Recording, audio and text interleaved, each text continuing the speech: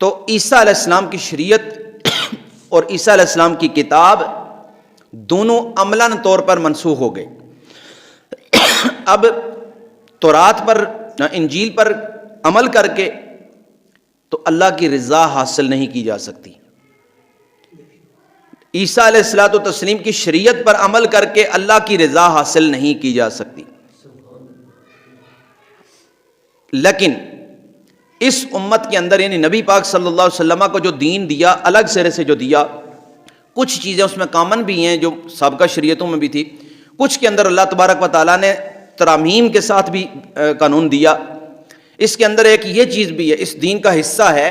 کہ سابقہ سب نبیوں کا ادب اور احترام اور ان کو اللہ کا نبی ماننا۔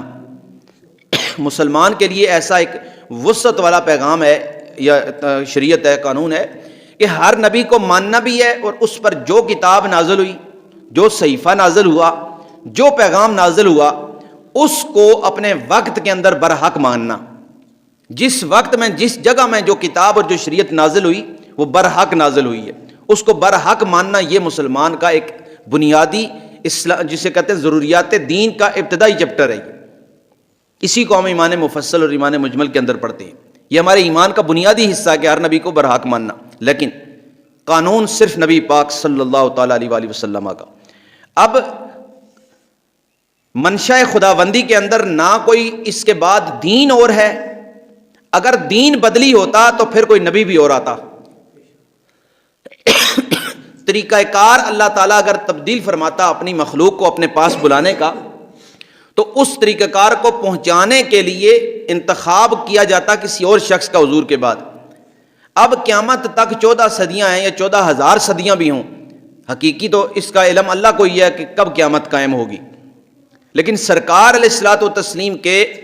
دعوت تبلیغ کے بعد، اللہ کی طرف بلانے کے بعد، یوں سمجھ لیے کہ اقرا بسم ربک الذی خلق کی تلاوت کے بعد سے لے کر قیامت تک جو دین چلے گا وہ دین مصطفیٰ صلی اللہ علیہ وسلم کا چلے گا، اور جو کتاب چلے گی وہ قرآن حکیم چلے گی، اور نبوت جو جاری اور ساری ہوگی وہ حضرت سیدنا محمد رسول اللہ کی جاری ہوگی تا قیام قیامت۔ اللہ رب العزت نے نہ کسی اور نبی کو بھیجنا ہے، نہ کسی اور کتاب کو بھیجنا ہے، اور نہ ہی کسی اور دین کو بھیجنا ہے۔ ایک چیز اس کے اندر اور جو سمجھنے کی ہے کہ حضرت سیدنا عیسیٰ علیہ نبینا علیہ الصلوۃ والتسلیم جس وقت دنیا کے اندر تشریف لائیں گے قرب قیامت میں،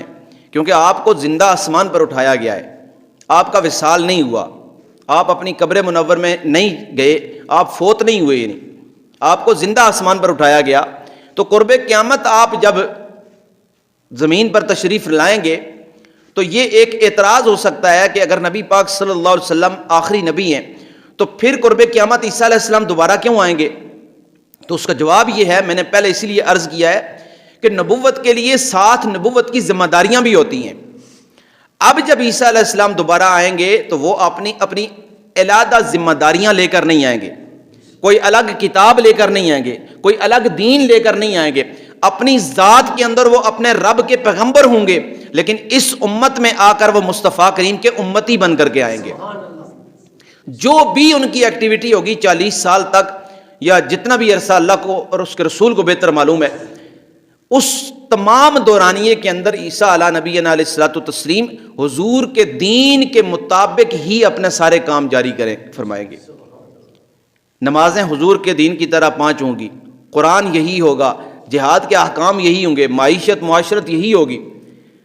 تو یہ نہیں کہا جا سکتا کہ عیسیٰ علیہ السلام کا قرب